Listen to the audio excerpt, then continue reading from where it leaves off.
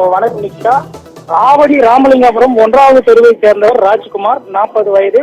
இவர் ஆட்டோ டிரைவராக உள்ளார். இவரது மனைவி எமிலி அம்மாள், இவருக்கு வயது 36. இவர்களுக்கு 3 மகள் மற்றும் மகன்கள் உள்ளனர். அவரது மகன் கார்த்திக், அதாவது 10 வயதுடைய கார்த்திக் என்பவர் ஆவடி அருகே உள்ள தனியார் பள்ளியில் 5ஆம் வகுப்பு படித்து வந்துள்ளார். கார்த்திக் நேற்று மதியம் தாய் எமிலி அம்மாளுடன் அதே பகுதியில் உள்ள ஒரு வீட்டில் பிரார்த்தனை கூட்டத்திற்கு சென்றார்.